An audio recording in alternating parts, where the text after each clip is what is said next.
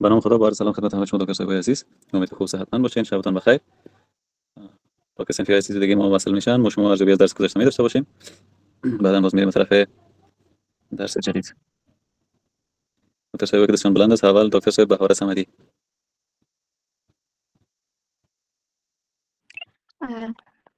سلام علیکم محترم، انشالله که خوب و صحتمند باشین. تشکر دکتر صاحب، ان شاء الله که خودتون خوب باشی. دیشب درباره قصبات و قصبات یا برونکای و برونکیول ها خواندیم. شما درباره این آناتومی برونکای البته بگین برام چی است؟ برونکای اولین بخشش. بسم الله الرحمن الرحیم. تقسیمات همین قصبات است جون. جان بله. تقسیمات همین بسم الله الرحمن الرحیم. تقسیمات همین قصبات تقسیمات همین شش و همین قصبات رایت و چپ راست و چپ میشنی؟ بله، در سطح مهره T4 با دو تا شاخه تقسیم می شود که قصبات راست، یعنی رایت برانچیو که کوتاه‌تر و فهمتر و عمودتر و همین اجسام چی می باشد، خارجی می باشد، بیشتر وارد آن می شود و طولش که همین 2.5 سانتی متر می باشد که سه شاخه برای همین سه لوب. صدایتون قطع شد؟ تقسیم شده. سه برای سه لوب ریای راست تقسیم شده است که قصبه چپش که لیفت برانچ باریک‌تر می باشد و طولانی‌تر می باشد، مسیرش مایل و طولانی می باشد که طولش حدود 5 سانتی متر می باشد که با دو شاخه تقسیم میشه که با دو شاخه و دو لوب، یعنی ریای چپ تقسیم شده. بله تشکر جان. صحیح شد دکتر. نمیخواد فرق میکنه. تشکر. یعنی اینجا فقط با درس گذشته یادتون باشه گفتیم ریه ها طرف راست سه فیشور می داشته باشه، به همین خاطر باز برانکیول ها یا به قسمت برانکاس های رایت و لفت نظر بر اون فیشور ها باز با دو شاخه دیگه، دو شعبه یا دو لوب دیگه تقسیم میشه. تشکر. نه گپ نداره، اساسا براتون عادی میشه بخاطر اینکه موضوعات جدید میشنین و این موضوعات خیلی ساده هم نیست. یعنی شما این موضوع رو درک میکنین واقعا براتون آفرینتون است، چرا که این موضوع حتی میال از خیلی از دکترها بپرسین شاید این رو نفهمن دیگه. واقعا شما موفق هستین میفهمین. تشکر. دکتر سمیرا مسعودی. سلام آدم استاد، شبتون بخیر. سلام عقبت بخیر. دکتر شما می ساختمان برانکای یا برانکاس ها رو بگین چه رقم هستی ساختمان رو داخلش هست؟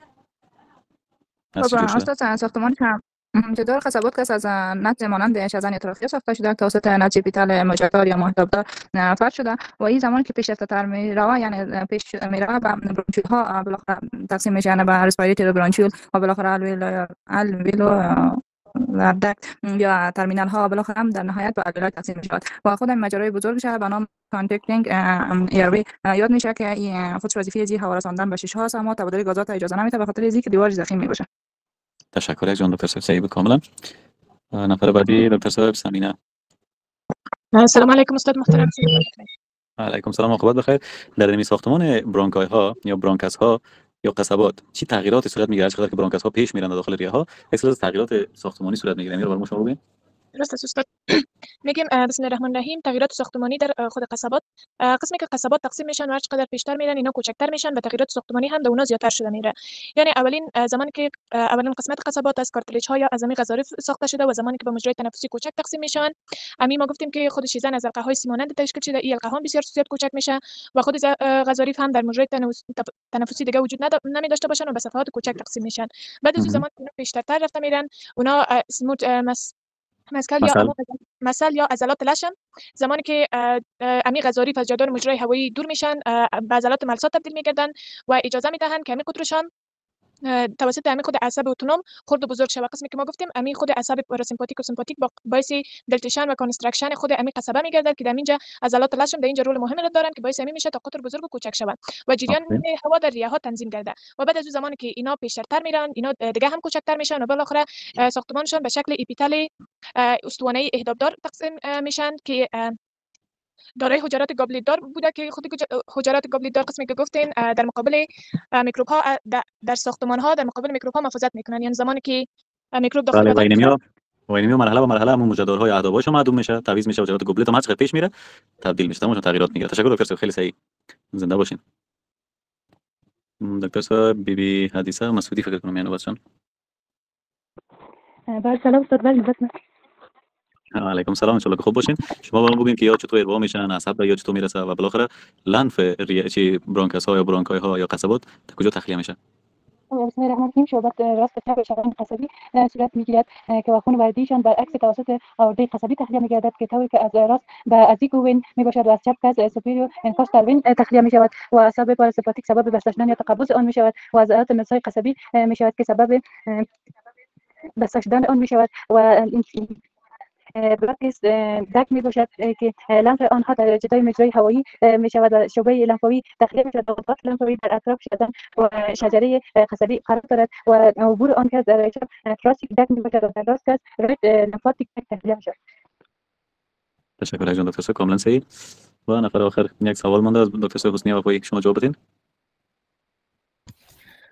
سلام استاد گرامی و همه سلام. علیکم سلام، وقتتون بخیر. شما فرمایید که وظایف اینمی قصبات برام بگین. به نام خدا وظایف قصبات و قصبات یک انتقال هوا بود که هوا از طریق این قصبات و قصبات به علولها میرسه و علولها جایی است که تبادل گازها و اکسیژن صورت میگیره. دیگه تنظیم جریان هوا بود که در متوسط عضلات لشن یا اسم مثل دواره ها یا جدار شزن انقباض و انبساط از در جریان هوا را ما کنترل میکنه. دفاع ایمنی بود که پوشش مخاطی و میجک ها از داخل شدن ذرات خارجی و میکروب ها همین گفتی که بدن بندازه و از ششم یاریه محافظت میکنه. دیگه گرم و مرطوب کردن هوا بود. قبل از رسیدن هوا به علولها هوا توسط یعنی ساختار یعنی گرم میشه و مرطوب میشه. آفرین. تشکر یک جان. تشکر. خواهش می‌کنیم. بود درس گذاشتیم و شما البته که درس‌های کم از روز به روز پیچیده‌تر میشه. من خوشحال هستم که بازم شما از موضوعاتی که مهم است درک می‌کنید. میریم طرف درس امشب. بخیر اگر وقت باقی ماند باز به سوالاتتان میپردازیم. دکتر عزیز امشب بخیر فصل سیستم تنفسی رو تمام می‌کنیم. بخیر هفته دیگه یک فصل جدید و یک سیستم جدید خواهد خواندیم.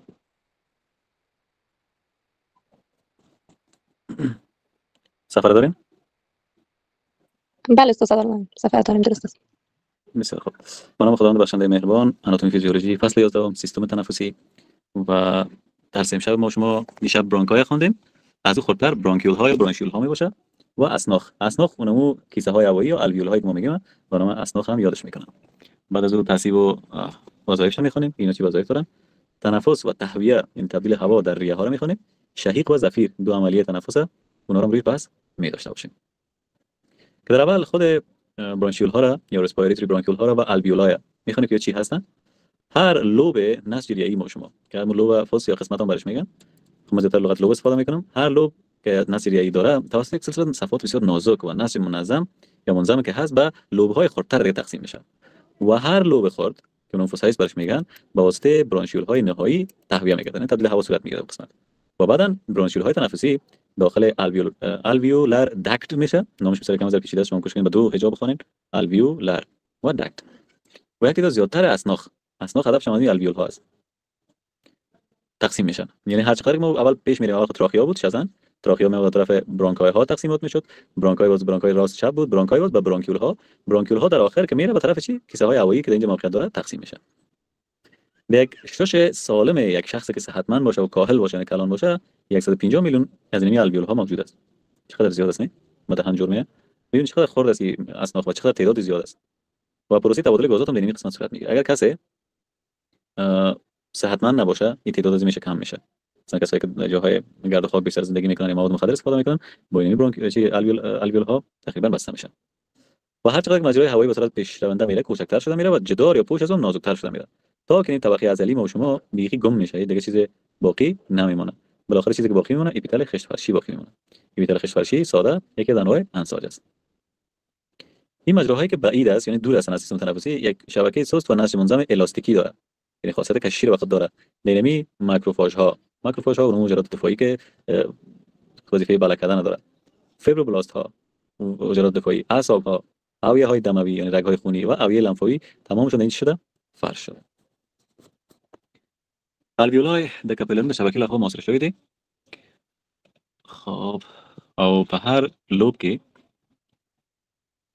د نسجونو پتلو پانو په واسطه په برخې ویشل شوی ده او د هر برخې د ترمینل برونشیول لخوا هوا ورکول کیږي، کوم چې بیا په تنفس برونکیولونو، الویولار نلونو او لوی شمیر الویولای ویشل کیږي.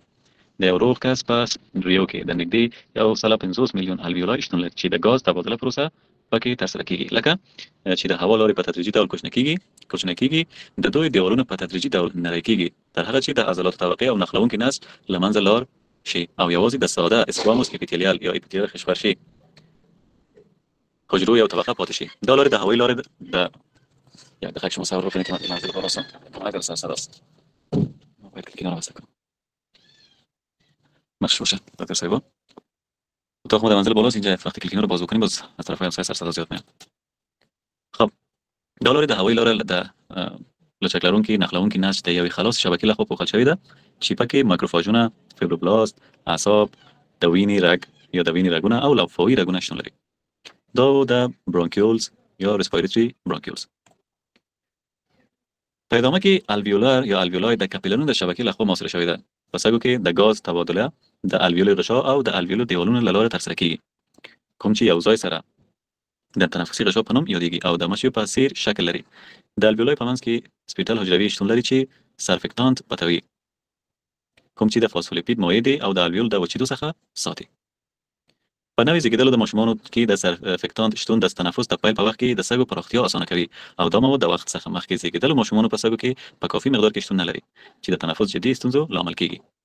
در ادامه دکتر صاحبا اسناخ ماشومان یک سلسله رگ‌های شعریه یا رگ‌های بسیار خرده داره که تبادل گازات دریه از طریق اینمی غشاهایی که در الویول‌های است، یعنی پوش که الویول‌های ماشومان داره و اینمی پوش رگ‌های خونی ماشومان یک جای صورت میگیره تبادل گازات که به نام ریسپایراتوری ممبران یاد میشه و به شکل خانه‌های زنبور اگر ببینید دیده میشه.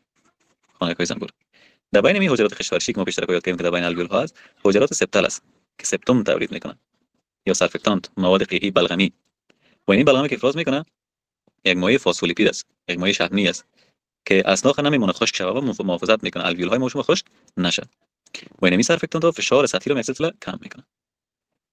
افرازات این سرفکتانت ها در مجرای تنفسی بعیده به معنی دور از هفته 35 حیات جنینی شروع میشن، یعنی طفلی که میخواد شروع شه در هفته 35 شروع میشه و موجودیت سرفکتانت در نوزادان توسط ریه در زمانی که ولادت میشکنند تولد میشن تنفسشون آسان میسازن و اگر طفل به شکل پریماچور یعنی قبل از میاد، یعنی طفلی که قبل از وقت به دنیا میاد اینمی سرفکتانت ها درش موجود نمیباشه و این خاطر که بچه‌ها همیشه ماسک میتن که از روی تنفس بکنن و از مشکلات تنفسی را دارا نمیباشه چون وجودشون یکی روش نکرده به صورت مکمل و اینمی مواد سرفکتانت نامده. دکتر صاحب بسیار یک بحث تخصصی میبینید که موضوعاتی که پسان که طفل پریماچور به دنیا میاد و تنفسش مشکل داره شما حداقل ایدئالش پیشنهاد است که چرا تنفسی مشکل داره به خاطر که ریه‌هاش تا بالا روش نکرده و سرفکتانت دو موجود نیست.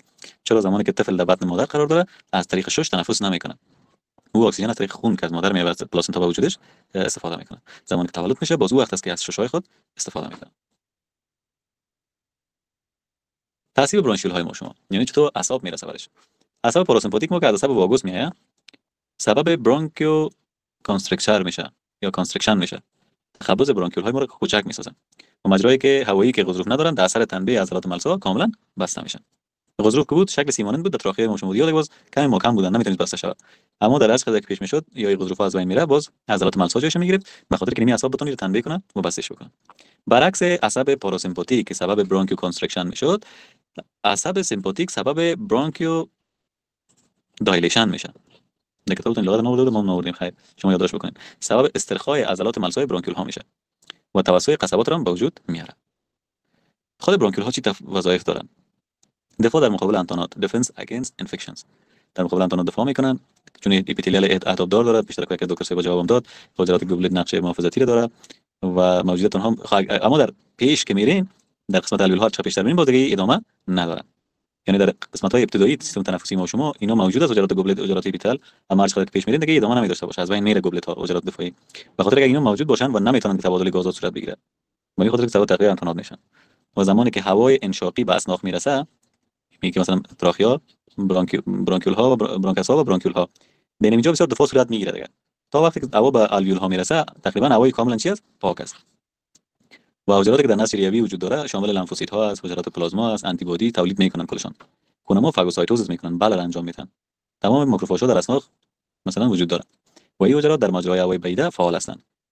قسمتی که دور است مجرای هوایی در این قسمت ها بسیار فعال هستند که جای اپیتال اهدابدار با حجرات اپیتال تعویض گردیده بالاخره جایشون هم چی میکنن تبدیل میکنن. به این خاطر است که بالاخره وظیفه دفاعی خود از دست میدن. د واګوس اعصاب څخه پاراسمپاتیک اعصاب د برونکیولونو د تنګیدو لامل کیږي. هغه کوچني هوایی لارې چې کارتلیج نه لري د دوی د نرم عضلاتو د انقباض لامل دوی په بشپړ ډول تړل شوی ده. د سمپاتیک اعصاب انقباض د برونکیولونو د نرم عضلاتو د آرامي لامل کیږي چې د برونکای د پراخېدو لامل کیږي. دندې د لومړنۍ دندې ډیفنس اگینست انفیکشن است یا د انتوناتو په وړاندې دفاع. په دې حالت کې د اپیتیلیال اهدابدار یا اهدابدار اپیتیلیال او ګوبلیټ حجرات بلغم دوام نه کوي ځکه چې د دوی شتون د غاز تبادل مخه نیسي او انتوناتو ته وده ورکوي. کله چې تنفس شوی هوا برونکای ته ورسیږي دا معمولا پاک وي او د سږو په نسج کې موجود دفاعي حجرې لمفوسیت ها پلازما حجرې چې انټي بادي تولیدوي او فاګوسایټوزس کوي چې شمول د مایکروفاجونو په برونکای کې شتون لري.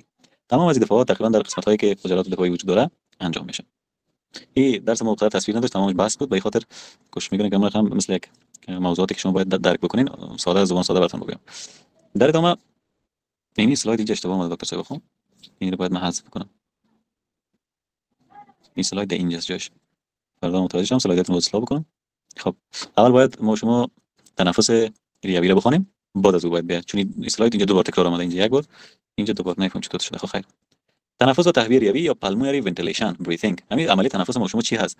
عبارت از حرکت هوا به داخل و خارج ریه ها می باشه. داده سگ و دندان او بهر ده هوا حرکت دی تنفس. دیگه وظیفه چیه؟ تبادل گازات. این تبادل گازات در دو مرحله صورت میگیره. یکی در قسمت داخلی ریه ها external respiration و در انساج ما شما که داخل نسج ریه انجام میشه internal respiration میگن. خوب ببینین اینجا خود داخل است، داخل internal میگن، اما اینجا ورده external.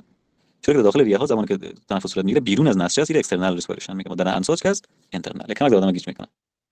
و سیکل تنفسی ما شما یا سایکل اف بریثینگ به صورت نرمال یک شخص که تنفس میکنه 12 تا 15 بار در یک دقیقه تنفس میکنه و هر تنفس ما 3 مرحله داره. د تنفس دواره په یو دقیقه کې له 12 څخه تر 15 تنفسونه پورې شمیر دي او د هر تنفس 3 مرحله لري، یو شهیق، 2 زفیر او 3 وقفه یا پاس. اول خب باز اینجا میخواد پلاورای حشوی رو بر ما شما تشریح بکنه. ما شما دو نوع پلاورا داشتیم، یکی پلاورای حشوی بود، یک پلاورای جداری. پلاورای حشوی ما با نسج ریه میچسبید. یادتون اگر باشه این شش بود، یک قسمت پلاورال کویتی در اطراف خود داشت. یکی پلاورالی که بود به خود شش ها چسبیدگی بود، یکی پلاورالی بود که قبرقه ها چسبیده بود. اینمی پلاورای که بر ریه ها چسبیده پلاورال حشوی میگن و اون که طرف قبرقه ها چسبیده پلاورای جداری. اینی پلاورای جداری که طرف قبرقه ها موقع داره و این شش است. اینی پلاورای که به این طرف چسبیده پلاورای حشوی میگن. پلاورای حشوی با نسج ریه چسبیده و پلاورای جداری داخل صدر و اجاب عاجز بین آنها یک فیلم مایع مثلی است، یعنی یک ورق از مایع چسبناک در خود قرار داره که تنفس مربوط به تغییرات در حجم خود اینمی فشار میشن. یعنی این شش بود، در عکس قبلی یک چیز پلاورال کویتی بود. یعنی فشاری که در بین مایع هست باعث میشه که تنفس ایجاد شود. با چگونه پرنسیپی انجام میشه؟ زمانی که حجم اینمی کانتینر یا کانتینر که ما فارسی میگیم، هر جسمی که داخل خود هوا را جای میده، چیزی رو جای میده، جسم رو کانتینر میگن. تغییراتی که بالا از میاد فشارش کم میسازه و اگر حجمش کم شه فشار زیاد میشه و جریان هوا از یک ناحیه که فشار بلند داره به ناحیه‌ای که فشار پایین داره میره. این قسمت فشارش بلند بود، زیاد بود، هوا میاد طرف پایینی که فشارش کم است. این فشار بلند و فشار پایین باعث میشه که هوا چی کنه؟ حرکت بکنه و مسیر خود مشخص بکنه. داده فیزیکی اصل تعقیبوی چی در کانتینر حجم زیادتول در حقیقت نن فشار کموی او که چیری در حقیقت حجم کم شي نو فشار زیاتیږي. هوا د لوګ فشار ساحه څخه د ټیټ فشار ساحه ته ځي. د سګو د نن د فشار بدلونو د هوا سمت ټاکي. دا د سیکل تنفسی. حالا میخوام برای شما شهیق تشریح بکنم که شهیق چی است؟ شهیق و زفیر دو درس آخر ما شماست. شهیق به معنای که تنفس شما یعنی نفس میگیرین، زفیر به این معنی که نفس تخلیه میکنین. نفس گرفتن، نفس تخلیه کردن. اینمی نفس گرفتن به نام شهیق میگن. از دوباره که تخلیه میکنن رو به نام زفیر میگن. خب این چگونه صورت میگیره؟ بیان که به صورت تقریبا طبی بفهمیم میره. تخلص همزمان عضلات خارجی و عضلات اجاب عاجز که نمیره وسط میته. یعنی اینجا ششاست، اینجا اجاب عاجز بود نه. زمانی که بزرگ میشه و ایره فشار براش وارد میکنه سر اجاب عاجز و پلاورای جداری با سطح داخلی عضلات چسبیده. پلاورایی که به طرف بیرون به قبرقه ها میچسبه. متوجه هستین وقتی نفس میگیرین قبرقه ها کم از حرکت میکنن، دور میره. و هر دویشون به طرف بیرون امتداد پیدا میکنن، کش میشن. اینمی کش شدن پلاورای حشوی نیز میشه. یعنی وقتی کش میکنه قبرقه های ما شما او هم یک جای امروش کش میکنه که بین پلاورای حشوی و پلاورای جداری میگه اینجا یک مایع پلاورایی قرار داره. که اینمی مایع پلاورایی با نسج خب که اینمی پلاورای حشوی ما شما با نسج ریه چسبیده و به طرف اولوی یعنی طرف بالا کش میکنن. نفس که میگیرین قفس سینه ما شما طرف بالا میاد و با عضلا و طرف سفلی با اجاب عاجز کش میشه. خب این شش ها باشه، طرف اولویش قبرقه هاست که اینجا کش میشه و طرف سفلی ما شما چیست؟ اجاب عاجز. اجاب عاجز اون پرده است که بدن از صدر جدا میکنه. شهیق پروسه است که به خاطر تخلص خود انرژی کار داره. یعنی ما زمانی که نفس میگیریم ما به انرژی ضرورت داریم، اما زمانی که نفس خالی میکنیم دیگه انرژی ضرورت نیست. یک تفاوت بین شهیق و زفیر است. فشار منفی که داخل صدر میشه باعث بازگشت خون به قلب میشه و به قسم یک پمپ تنفسی هم شناخته میشه. یادم شما درس دیشب است که اینجا اگر قلب بود، قلب خون رایی میکرد به ششها که زمانی خون تصفیه میکرد پس دوباره روان میکرد به قلب. این انرژی منفی باعث حرکات خود خون میشه، فشار وارد میکنه و قسم یک پمپ عمل میکنه. در خارجی عضلات او دیافراگم په یو وخت کې انقباض سینې پراخوي ځکه چې د پاریتال پلورا د پسونو د داخلي سطح دیافراگم سره وصل دي او پسونو سره د دوی په اوږده کې بهر ته غځول کیږي او دا غځیدل د ویزرال پلورا یا نمو پلورای حشوي د غځولو لامل هم کیږي ځکه چې د دوارو پلورا ترمنځ یوازې پلورال مایع یا پلورال لیکوید فلوید یو فلم شتون لري څنګه چې د ویزرال پلورا د سږو نسج سره وصل دي د سږو نسج پورته بهر د پسونو سره او ښکته د دیافراگم سره غږیږي. سږو ته پراخیدل په الویولای او هوایی لارو کې فشار کموي او هوا سږو ته ننوزي په الویولای اتمسفیر کې فشار مساوي کوي. د سینې دننه منفي فشار صورت د وینو بیرته راستنېدو کې مرسته کوي او د تنفس پمپ په نوم پیژندل کیږي. زفیر یا اکسپایریشن یک عمل منفعل است که استرخای نمی عضلات بین ضلعی یعنی بین قبرخواهای ماشوما و حجاب عاجز سبب حرکت قفس صدری ماشوما به طرف سفلی یعنی پایین و ریه ها به حالت اولی برمیگردند. زمانی نفس گرفتیم سینه به طرف بالا یا صدر به طرف بالا حرکت کرد و زمانی نفس خالی میکنیم عضلات صدری به طرف سفلی و پایین حرکت میکنه و هوا تخلیه میشه و ریه های ماشوما به حالت اولیه خود برمیگرده که در نتیجه فشار ریه ها بلند رفته و هوا از طریق تنفسی خارج میشه. در ریه ها باز یک تعداد هوا باقی میباشه و بعد از اینکه کلاپس میکنه توسط پلورا محافظ میشه. کلاپس معنی که جمع میشه. پروسه زفیر یک عمل منفعل است، پاسیو است، یعنی اکتیو نیست، فعال نیست. اکتیو میمونه که خود ما شما فشار رو اعمال میکنیم که کار انجام شه. پاسیو میمونه که زمانی که ما کار انجام دادیم دیگه خود به خود اجرا میشه و به انرژی ضرورت نداره. در حالت استراحت شهیق ما شما 2 دقیقه و زفیر در قسم 3 دقیقه ختم میشه. اگر نفر بسیار استراحت باشه راحت بدون کدام فشار یا سخن 2 دقیقه شهیقش در بر میگیره و 3 دقیقه هم زفیر میتونه ختم شه. اون در حالت استراحت آدم نفر بسیار راحت باشه. و بعد از اینکه زفیر یعنی شهیق انجام شد هوا گرفت یا زفیر هوا رو تخلیه کردی دوباره باید شهیق شروع شه. یک سیکل دیگه تنفس. اما پیش از این سیکل یک وقفه ایجاد میشه. پاز. که سیکل بعدی با بالاخره شروع میشه. د بهرنۍ پسونو دیافراګم ترمنځ د عضلاتو آرام کول د پسونو د پنجره ښکته او دننه حرکت کوي او سږي بیرته خپل اصلي حالت ته راستنیږي. په پایله کې د سږو دننه فشار زیاتیږي او هوا د تنفس لارې څخه بهر کیږي. سږي لا هم یو څه هم هوا لري او د پلورال خوا د بشپړ سقوط څخه خوندې دي. د ساه ایستلو پروسه یو غیر فعال عمل ده، یعنی د زفیر پروسه یو غیر فعال یعنی پاسیو عمل ده او انرژي ته اړتیا نه لري.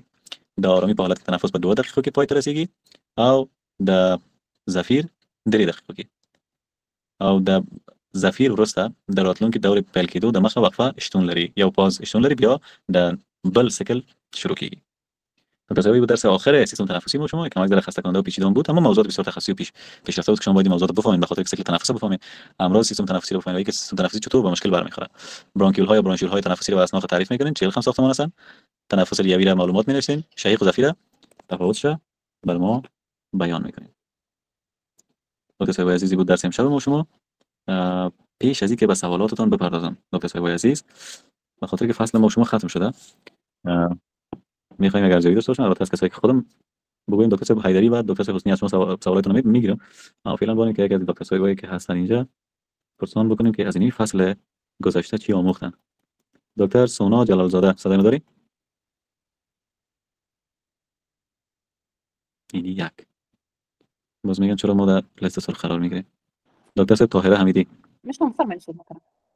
خب دیر جواب دادین بخشش باشه. دکتر صاحب سونا شما در درسای کم دیر اشتراک کرده بودین و به این فصل سیستم تنفسی بودین ان شاء الله. من مطمئن هستم چون همیشه وزیری چک میکردم. یک برداشت که از این فصل سیستم تنفسی داشتین برام بگین چی یاد گرفتین از این فصل؟ بسم الله الرحمن الرحیم. در این فصل چگونگی سیستم تنفسی بدن یاد میگیریم که یعنی چگونه انسان تنفس میکنه و همچنین نقش ریه ها را در سیستم تنفسی و همچنین چگونه این تنفس صورت میگیره و تنفس میکنه. فقط چیزی که درس علمی یا ادبی شده در تفسیر بفهمید ما فکر می‌کنیم فقط سیستم تنفسی نیست که از تن و میگم مثل تمام اعضای بدن نقش مهم در سیستم تنفسی وجود داشته و همچنین قسم مشکلات در خب آمدم و مشکلات که زیاد بود به این فصل ما نتونستیم زیاد اشتراک کنم، اما معلومات زیاد گرفتم من این فصل یاد گرفتم. پس تا اینجای کار موافق هستیم همگی ما شما، یعنی شما هم و من هم. شما هم درس فهمیدین و من کورتان هستم براتون موضوع بفهمونم. انال اهمیت درس براتون معلوم شده است یا باید کوشش بکنید درس بخیر حاضر باشین. دکتر طاهره حمیدی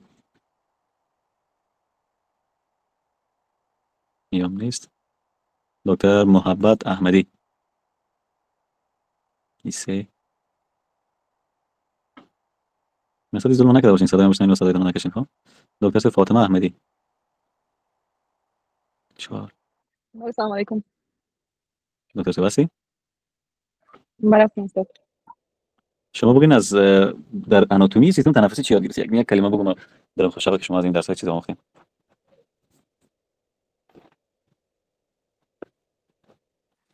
در آناتومی سیستم تنفسی شخصا خودم یاد گرفتم مثلا شش‌ها در کجا قرار دارم، از کدام از جور شده، چه قسمی تنفس میکنیم، مثلا دیگه شش‌ها در چند قسمت دارم، مثلا چپ و راست است، رایت لوب، لیفت، باز خودشان هر لوب باز چند قسمت داره دیگه.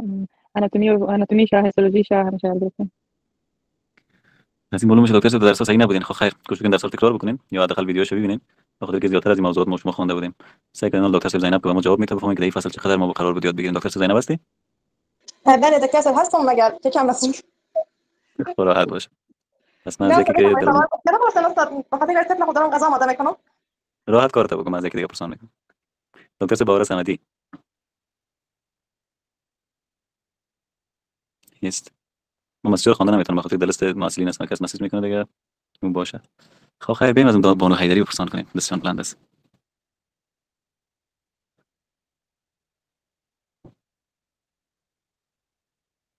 دکتر صاحب سمیان نیاز شما فرمایید.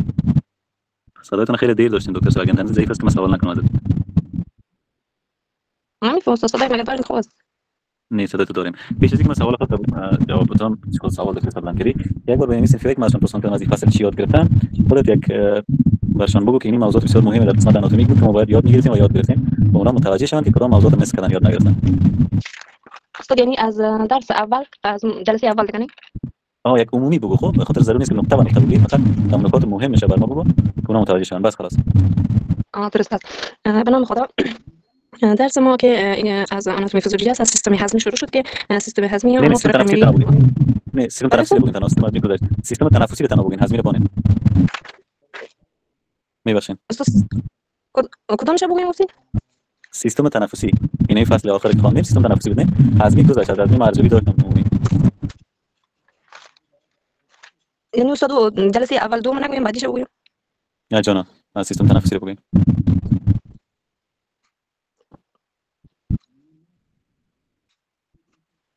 اینترنت دکتر صاحب ضعیف است فکر کنم. سلام جور شد. دکتر صاحب شما بگین اینترنت دکتر صاحب حیدری کم ضعیف است. بفرمایید دکتر صاحب بفرمایید. بدن کمک میکنه هوا رو بگیریم و بدون کاربن دی اکساید از بدن خارج کنیم دیگه. سیستم بخش تنفس بود که انفیوبینی بود، حلقه گلو بود، پنجره بود، نای امیدواره قطعی بود، هوا رو به دیگه ها انتقال میداد، قطبات یا برانشی ها بود دیگه. همین شاخه های کوچک قطبات ها بود که هوا رو به داخل جاها میبرد دیگه. حبوبک ها یا الول ها بود که محل تبادله خون است، اکسیژن وارد خون میکرد و کاربن دی اکساید خارج میکرد دیگه. عضلات تنفسی بود که دیافراگم بود، پایین سینه قرار داشت دیگه. وقتی که دیگه هوا داخل میشد و هوا بیرون میشد توسط دیافراگم. آفرین. تو دیگه بگویم؟ نه خیلی در عموم مقدار میخواستم که بشنوم. تشکر یک جهان. در عموم دکتر صاحب عزیز در این فصل این موضوعات خواندیم، از بینی شروع تا به تراخیا، شزن، باز به طرف برانکای ها، برانکیول ها، تمامشون هم آناتومیش نمایش یاد گرفتیم، هم موقعیتاشون که در کدام قسمت بدن موقعیت داشت، با کدام ساختمان مجاورت داشتن. خواستم یک تکرار شه و کسایی که در درس اشتراک نمیکنن یه متوجه شون که اگر ما میگم که شما در درس نیستین، چون واقعا متوجه میشیم که شما یک دفعه مثلا ساده مشکلاتون نمیباشین. اگر درس باشین باز این موضوعات یاد نداشته باشین باز مشکل نیست، هر کس مشکلات خود داره. کوشش بکنین خدا برسونین. روز شنبه بخیر پیش از اینکه سیستم جدید شروع بکنم، یعنی میخوام از هر دکتر صاحبی که حاضر بود یک بار موضوعات سیستم قبلی را، یعنی سیستم تنفسی را برش میگم دکتر صاحب هیلات یاد درس های میره یاد بگیر. سمینارها خیلی موضوعات دور است، واقعا مهم هم نیست. سمینار ما کسی که نمیشه فعالیت داشت در نمره برش بدون سمینار برش میتونم، خدا مهم نیست. مهم است که درس های روزمره یاد بگیریم. چی بود گفت مثلا از یادم بردیم. خب خیر دکتر صاحب بفرمایید سوال کی سوال داشت؟ استاد گفتیم که چیز است قبل از اینکه درس گذاشته درس جدید بودم، هفته آینده درس گذاشته از کلتون تک تک پرسان. راستی بله یه دفعه پرسان به خاطر ازی میکنم که پیش از اینکه سیستم جدید شروع کنیم، البته این سیستم تنفسی که خلاص شده، یه دفعه از کسایی که ما مطمئن بودم که یعنی درس اگر بودن یا نبودن پرسان میکنم دلم جمع شوه که یاد گرفتیم که باز بریم طرف سیستم جدید. که گفتم براتون و بخیر من فرصت شم سینیورایتون ما عنوانش خواهد کسی که دادیم خوب و گرفتم کسی که باقی مونده از اونها رو من میرسونم نامشون. خب دکتر کی دیگه سوال داره بفرمایید. السلام علیکم. علیکم السلام فرمایید دکتر. بالاخره استاد در این فصل نکردم مصرف کنم درس کنم. رسیدگی نتونستم یک سوال دارم. باشه ولی میگم جوابتون با سوال بپرسم که یادم میره. دکتر صاحب اگه در درس اشتراک بکنین برای من فایده نمیرسه، اگه اشتراک نکنین به من ضرر نمیرسه، پس از من از خودتون بخشش بخواین به خاطر که درس‌ها رو مس میکنین یاد نمیگیرین. دیگه کوشش بکنین با خودتون تعهد بکنین که در درس‌ها باشین، به این خاطر ان شاء الله که درس‌های بعدی شما رو داشته باشیم. اینا سوال داشتن کن. درست تشکر. اکسیژن چه قسمی کم میشه؟ اکسیژن یک شخص سوی اکسیژن یک نفر چطور کم میشه؟ بله. سوی اکسیژن یک نفر در چند علت کم میشه. اولی که در یک فضایی که زندگی میکنه، در فضایی که هست فوق‌العاده اکسیژن کافی موجود نباشه، مثلا یک اتاق بسته باشه در جایی که هوا رد و بدل نشه، سوی اکسیژن کم میشه. یک دو نفری که کم خون شود، به خاطر که ما شما گفتیم که اکسیژن آر بی سی یا رد بلاد سل یک حجره خون که هست او انتقال میده در جریان خون. کسی که نمی آر بی سیش کم باشه به این معنی که حجرات نیست که اکسیژن روی اون هست شود و انتقال بده، به این خاطر سوی اکسیژنش کم میشه. دیگه علتش زمانی که یک شخص اینمی الویول هایش یا کیسه های هواییش پر از چرک قی میشه، یعنی اثر سیگرت کشیده باشه، توبرکلوز داشته باشه، سینه بغل باشه، یعنی خاطر دیگه او تبادل گازها صورت نمیگیره، ضعیف میشه و اکسیژن سطحش پایین میاد. درست تشکر. خواهش میکنم دکتر سمینا نیاز بفرمایید شما سوال دارم. سلام مجدد استاد محترم. استاد درس سلام. سوال ما درباره درس امشب نیست. ما درسی را که دیروز تکرار کردم یک دو سوال در ذهنم اومد کنجکاو شدم. اولا اینکه رنگ خون چرا سرخ است؟ یک بار کنید جوابتون بعد سوال بعدی برو که باز شما مس نشه. خون خودش یک مواد ملونه به نام هموگلوبین خود داره که این مواد رنگ یا صبغات باعث سرخ شدن رنگ خون میشه. بفرمایید سوال دیگه. و درست تشکر استاد. و سوال دیگه استاد، زمانی که یک فرد حجامه انجام میده یا خون از بدن میکشه، اینکه خون داخل رگ‌هایش نیست، درست است؟ پس مثلا میگین خون کثیف بدن است، چه قسم در زیر پوست وجود دارن یا چه قسم یک عملیات صورت میگیره که خون بیرون میکشن از بدن؟ دکتر صاحب خون کثیف وجود نداره. خون کثیف باشه رگ بند میشه یک و در بین پوست ما، یعنی شما عکس پوست من نشون دادم، طبقات است، غدوات مثلا موی از فولیکولای موی وجود داره، ریشه موی از غدوات عرقیه است که عرق میکنه در از قسمت. اینمی گاهی اوقات مجراشون بند میشه توسط چرک، چربی، شحمی، به هر علت. یعنی مجرا که بند شد باز اینمی بین خالیگاه هایی که از اون مثلا موی میبرامد عرق بیرون میشد، نمیتونه یک مجرای باز است که حتما عرق میکنه. این مجرا بسته میشه، چرک میگیره، قی میگیره. و زمانی که حجامه میکنن با فشار بسیار بلند حجامه یعنی پوست کش میکنه در یک ساحه که اون باکس یا تیوبک حجامه است. زمانی که کش میکنه از اینمی خالیگاهی که اون قسمت هست، یعنی مکانی که اون یک دونه چی میگن یک کاسه نامش یادم رفته بود، کاسه که حجامه میمونه در این قسمت اگر کدام چرک، قیه، بخار یا هر چیزی که باشه کش میکنه بیرون. و این فشار قدر بلند است که اینمی عروق شهریه یا مویرگ های بسیار خرد که ما داریم اینمی مویرگ ها هم میترکه، خون هم کدش خارج میشه. و اینجا شخص فکر میکنه که از بین رگ‌های من خون ناپاک برآمد، در حالی که عقیده غلط است. خون ناپاک اصلا در بین رگ‌ها نمیباشه. اینجا امکان داره که اینمی در فضای بین پوست، سه طبقه داره پوست که امروز با کسی سمینار درباره جلد داد باز میفهمین، در فضای اینمی سه طبقه در قسمت موی غدوات عرقیه اینمی که چرک تجمع کرده باشه اون مو کش میشه. دکتر صاحب درست است، تشکر استاد. خواهش میکنم. دکتر صاحب زینب عظیمی بفرمایید سوال. سلام مجدد استاد. ماشاءالله من سوال ندارم، یک مبحث بزرگ است، ان شاء الله یک روز کاملا تشریح بدین. شاید فرهنگ افغانستان نباشه مگر استاد، من خیلی کنجکاو شدم اصلا جلوی چشمم از این موضوع. یکی استاد در شفاخانه در یک کشور مثلا ترکیه یک شفاخانه که بخش برای بانوان و زایمان و کنترل و چکاپ هست، استاد من رفته بودم، بعد مثلا همون پرستارا هم مریضا بین خود تبصره میکردن، مثلا اصطلاح رحم جایگزین به من این گوش رسید. خب این اصطلاح استاد مگر رحم جایگزین که صورت میگیره، آیا مثلا اون فرزند خود ژنتیک با مادر اصلی خود با مادر خود که نداره، به اون مادری که ولادت کرده داشته باشه؟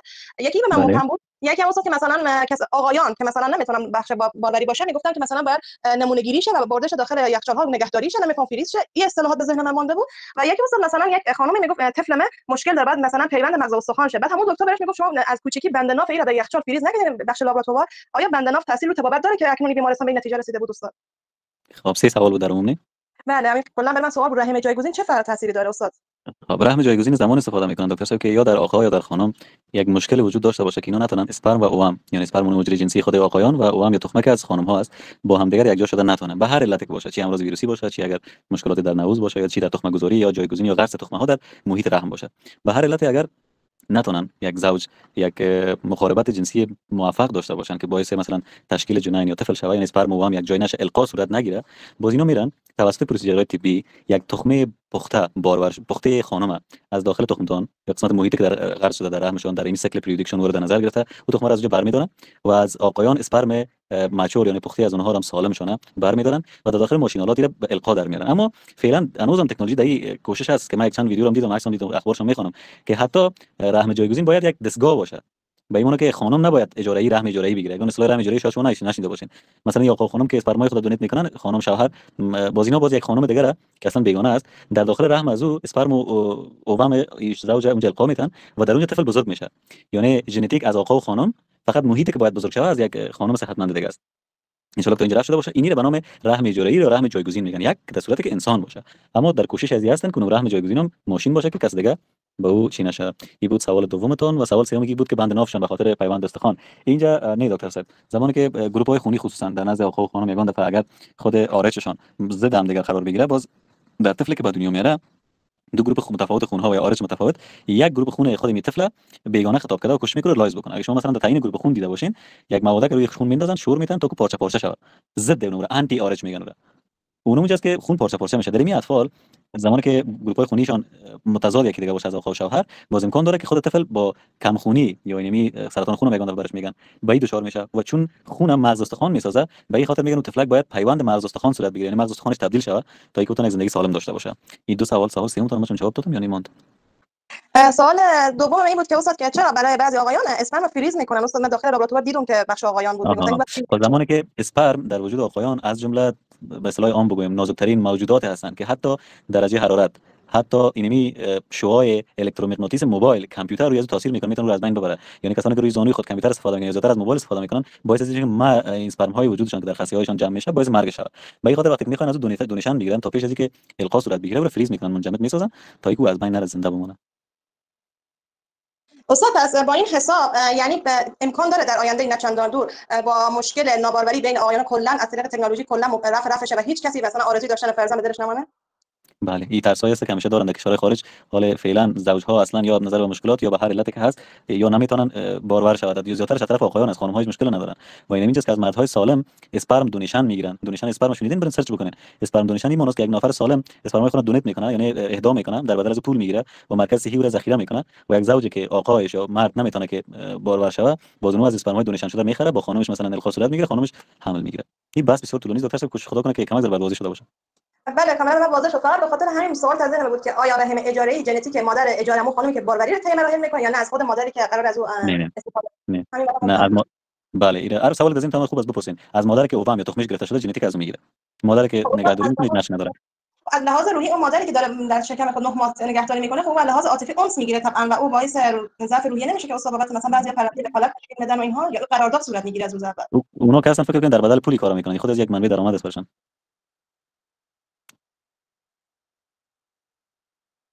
جواب مرسید براتون؟ بله استاد تشکر. واقعا به من سوال بود چند مدت، ممنون که واضح کردید. هر سوالی که ذهنتون میگرده تا حدی که من در معلومات خودم بود براتون جواب میدم، که نبود براتون پیدا میکنم. ان شاء الله این موضوعات بود خودم میفهمید، مشکل نیست، خدا کنه حل شده باشه. بریم مثلا سوال دکتر حسینی وفایی، ببخشید که وقتمون زیاد شد. بحث مهم بود، خوب است معلومات عمومی تون بالا بره، بخاطر شما قابل است قرار شوین و این مسائل دیگه حداقل یک معلومات عمومی داشته باشین. خوب گپ است. دکتر حسینی بفرمایید. بله سلام. چی ممی بعضی اصطلاحات است توسع، من نفهمیدم چی است دیگه. فیبروبلاست ها و اویه دموی و اویه لمفاوی را میگفتم. توسع به معنای وسعت پیدا کردن، کلان شدن. اویه دموی یعنی رگ‌های خونی، اویه لمفاوی رگ‌هایی که در اون لمف جریان داره. فیبروبلاست از جمله عضلات دفاعی هستن اونا. چی گفتم استاد میاد؟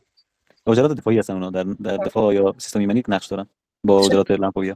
بانو حیدری سوال یا دوستان بلند است. سلام وقت بخیر استاد، صدای من درست دارین؟ بیخی صحیح داریم، بفرمایید که وقت کم مونده. صنف دیگه دارم بعد از صنف. استاد سوال من مربوط درس ما نمیشه، ما مربوط همین لمف و اروا اینا شاید شوم. استاد یک نفر هم تو تصادفا نمونهش صحبت داشتم، اینا یک مشکل داشتن که افتیده بودن، باز اینا پیش دکتر فیزیوتراپ هم رفتن، چندین بار عکس و چیزام گرفتن، اما گفتن که هیچ استخوانش مشکل نداره. اما اینا میگن همین طرف چپ دستون و پای درد میکنه، این زیاد درد داره، تو گرفتگی به وجود میاد. اینا ممکن است که مشکلش از شریان ها یا وریدها اینا مشکل داشته باشه؟ امکان داره توسط نمی افتیدن ضربه خوردن، امکان داره که بعضی از رگ‌های عصبیش، بعضی از رگ‌های خونی تحت فشار قرار گرفته باشه، چون کوزایما یا پوندگی به وجود میاد و این مشکلش هم میتونه توسط فیزیوتراپی حل کنن. استاد اصلا پوندگی یا برآمدگی تو چیزا نداره، فقط میگه درد داره، پیش دکتر رفتن عکس و چیزام گرفتن، اما گفتن که هیچ مشکل نداره. اما اینا میگن که من درد احساس میکنم در قسمت چپ، یعنی هم دستشون هم پایشون درد داره. خب اینا رو ما میگیم براتون. اونا عکس گرفتن، ایکس ری گرفتن، در ایکس ری فقط استخوان اعضا معلوم میشه و رگ‌های خونی معلوم نمیشه. اینا رو یه پیش یک دکتر باید ببریم که اینا خصوصا فیزیوتراپی باز یک وسایل پیشرفته دارن، اونا باز میبینن اگر مثلا کدام عصب تحت فشار باشه یا رگ اگر تحت فشار باشه، او تشخیص داده باز کوشش میکنن مشکلش حل بکنن دکتر صاحب. با ایکس ری دیده نمیشه. زنده باشین. تشکر استاد. خواهش میکنم. دکتر سمیرا مسعودی. بسیار گذاشتم. خب کدام کنجکاوی بود استادی که ممکن شخصی با شخص دیگر خون میته استاد، یعنی در واردخواه خون واردی از خون کربن دی اکساید داره، آیا به مریض دیگه مشکلی ایجاد نمیکنه؟ و دوم می که خانم زینب جان که گفت که ما از کسی دیگر اسپرم بگیریم، در این منطقه که ما هستیم زیاتر موضوع رایج است که میگه که طفل یعنی از نسل و نسب ما نیست، یعنی بیگانه است، کاملا بیگانه میدونندش. آیا این قسم یک موضوع است استاد؟ خب اولا کسی خون میته او سوال جواب بدم هیچ مشکل نداره. زمانی که خون اگه وریدی هم هست میره طرف قلب پمپش میکنه به شش و نفری که خون میگیره نفس میکشه، نفس میگیره یعنی مونو که تهویه صورت میگیره. سوال اول و سوال دوم اینجا خیلی از نکات بسیار باریک هم دینی هم مذهبی هم فرهنگی و هم غیرت افغانی وجود داره که من نمیتونم روی از این موضوعات بحث بکنم. دیگه کس عقاید خاص خود داره که میگه مثلا این کار مثلا اصلا جایز نیست، در اسلام که میگه حرام است، که میگه مثلا دتر است. اما از نگاه طبی یک پروسه کاملا صحی در صورتی که مثلا مشکل صحی داشته باشه مادر یا خانم، از اینکه او آقا برای یک زن دیگه بگیره یا خانم مجبور شه شوهر خود ترک بکنه، این کار به نظر من از نظر طبی بسیار کار خوب پاک و بدون مشکل است. یعنی خواص بیگانه استاد انتقال نمیشه؟ مثلا از شخصی که ما اسپرم گرفته شده و خانم مثلا کافر است یا رنگ چهره طبعا ژنتیک سعی کنین در ژنتیک از خوی، خواص، رنگ قد، رنگ موی، رنگ چشم، قد، رنگ پوست دیگه چرا براتون میگم تمام خفا کنین کپی از اون میگیرین دوباره میتونه به وجود بیاد همه چیزشون موضوع. بله استاد اینجا در همین ژنتیکای ممکن شده مقاسم، یعنی طفلی که به دنیا آمده بچه‌ای است که کاملا در منطقه مقسم که شخص نیست، مویش رنگش بدل، چهرهش بدل، کل چیزش بدل است، کاملا بیگانه میدونن استاد. اون از کسی که اسپرم گرفته شده شاید هم یک شخصی بوده باشه، اما ایره باز اسلامی کار جواز نمیدن که اسپرم یکی دیگه باید قبول کنی. بحث ما سر رحم اجاره‌ای بود که دکتر زینب گفته بود رحم اجاره‌ای مشکل نداره. تشکر استاد. سلام شب خوش. شب خوش. دکتر حسینی خودتون سوال بپرسید کلی گرفتاریسن نامخصوص هستم. السلام علیکم استاد. وبخښه نو ته ماته وختي اجازه راکړئ استاد چې لاس مې پورته کړی دی او فکر یو جواب کوم ځکه ما استاد ته شمه ورځ پښتني کوم او موږ زه په فارسي کې وخت کېږم زه جواب په فارسي وخت کېږم چې زمي وخت تاسو په پښتو خپل په پښتو ژبه چې سوال ته جواب درکړم څنګه دی زه به زده په پښتو هیڅ مشکل نشته دکتر صاحب. دا مشکل نه په میسج کې نشته ته جواب را نه کی ما دا نه زیات تکړه می جواب په میسج کې بعضی وخت متوجه میسج نمیشم از خاطر ببخشید. دا یو بخښه استاد دا خبره و چې زه پښتو د کوم هیڅ مشکل نیست. کارخانگیتون که شما پښتو رای میکنید من عمره میتونم هیچ مشکل نیست چون من میتونم استاد ما پښتو باندې ګر کارخانگی پښتو ځکه زما معلومات پښتو لیکم سبا ورځ ما ځای خپل ځان ته نه باز ما کدام روز نمره ته کم کردیم نه خیلی څه کوي استاد له استاد هغه دروس نه جاتو چې څه کړی هیڅ نه کوم تشویش نکو نه من دلتم هیچ تشویش نکو بخاطر چی است که از ما چون زبان مادری نیست من تو راحت نیستم در زدنم روش اما تو هر چیزی بگی من میفهمم اگه جوابم نشه بکنی چرا که سر کار ما با مریضای پشتو زبان درس پشتو شاګرد پشتو درس نه راکړو پښتو درس کاوه چې ژوند کړی خو دا چې پښتو اوس نه سم وایي په درس کې چې درس پښتو هیڅ مشکل ما سوال فارسی کوم تو پښتو جواب دی خو نه خیر استاد دا مشکل راځي مشکل حل خوش باشین تشکر خوش باشه پامان خدا پامان دکتر صاحب عزیز شبتون بخیر خوش باشین ان شاء الله که بخیر هفته دیگه با درس جدید میباشیم با شما خداحافظ